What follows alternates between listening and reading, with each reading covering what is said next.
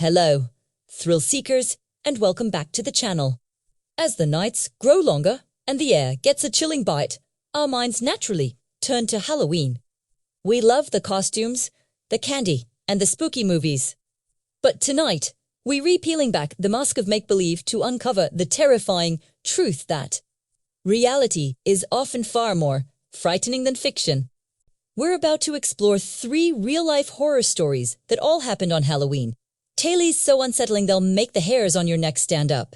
These aren't just campfire stories. They are documented events that prove the most terrifying monsters are often the ones walking among us. So, turn down the lights, lock your doors, and get ready for Halloween horrors you can't unhear. Our first story is called The Man with the Iron Hooks. It's Halloween night, 1982, in a quiet, suburban neighborhood. A group of kids, giddy with sugar and excitement, are making their last few stops. One of them, a 7-year-old boy named Patrick, rings the doorbell of a house he's never been to before. The door creaks open, and a man stands there, his face partially obscured by the shadows of the porch. He doesn't have a bowl of candy. Instead, he tells Patrick he has a special treat inside. The boy, trusting and innocent, steps over the threshold. The door closes behind him. His friends wait, but he doesn't come out. After a few minutes, they get nervous and run to get Patrick's parents. When the police arrive, they find the house empty. A frantic search begins. It isn't until the next morning that a neighbor, checking his garage, makes a horrifying discovery. Patrick is there, but he's not alone. He's with the man from the house, a disgruntled former carnival worker known for his menacing hook hand prosthetics after a ride accident. The man had a history of unsettling behavior that the neighbors had dismissed as eccentricity. Patrick was thankfully unharmed, just terrified. But the incident served as a chilling reminder to the entire town that the friendly faces in your neighborhood might be hiding the darkest of secrets. The man with the iron hooks became a local legend, a true Halloween cautionary tale whispered from parent to child for years to come. Next, we journey to Halloween 1990 for a story I call The Phantom Party.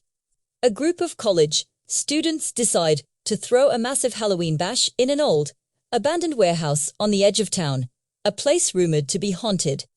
They think it's the perfect, spooky venue.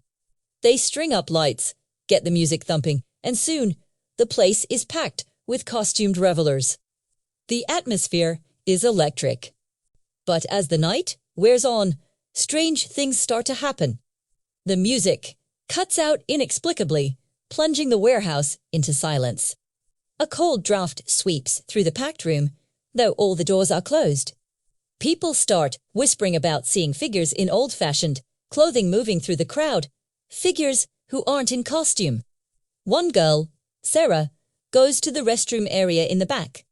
She sees a woman in a tattered 1920s-style dress weeping silently in the corner.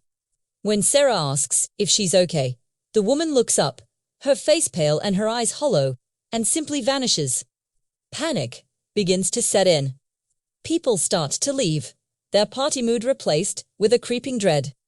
The final straw is when a large, heavy cargo hook, which had been suspended from the ceiling for decades, suddenly crashes down into the middle of the dance floor, right where people had been standing moments before. Everyone scrambles for the exits. The next day, the students learn the warehouse was the site of a tragic industrial accident in the 1920s where several workers lost their lives. They hadn't thrown a party in an empty building. They had unknowingly invited themselves into a place of lingering sorrow, awakening the spirits who still called it home. They were lucky to escape with just a good scare. Our final, and perhaps most disturbing story, takes place à la limite 2004 will cool smile in the window. A young couple, Mark and Jonette, idyllique cul-de-sac. This was their first Halloween in the new house, and they were excited to hand out candy to the neighborhood kids. As darkness fell, the doorbell started ringing. They greeted little witches, ghosts, and superheroes with smiles and sweets. Around 9 p.m., the stream of torch readers, Mark went to take out the trash. As he walked back up the driveway, he glanced at the front window. He saw Jenna inside, handing candy to a small child dressed as a clown. But standing behind her, perfectly still, was another figure. It was tall, wearing a plain, dark jumpsuit and a cheap, plastic smiley face mask, the kind with vacant, black eyes. It was just standing there, watching. Mark's blood ran cold. He sprinted inside, shouting Jenna's name. When he burst through the door, Jenna was alone, looking confused. The clown child was gone. She said no one else had been there.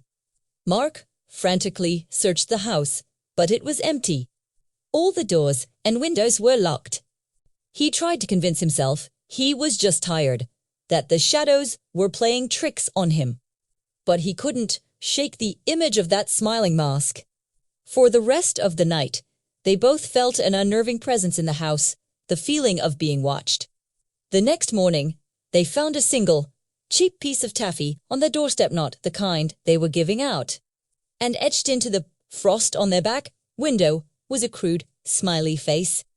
They never felt safe in that house again and moved out less than 6 months later, never knowing who or what was inside their home that Halloween night, smiling from the shadows.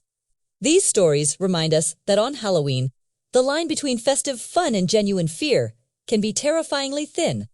The real horror isn't in the haunted houses we pay to visit, but in the chilling possibilities that lurk just beyond our own front doors, in the shadows of our neighborhoods, and in the places we think are safe. The world is full of unexplained events and unsettling encounters, and Halloween seems to be the one night a year when the veil between our world and something else is at its thinnest. So, as you celebrate this year, remember to stay aware, trust your instincts, and maybe, just maybe, double-check the locks. Thank you so much for joining me in the dark tonight. If you enjoyed these chilling tales, be sure to hit that like button, subscribe for more unsettling content, and share your own spooky Halloween experiences in the comments below. Stay safe and sleep tight.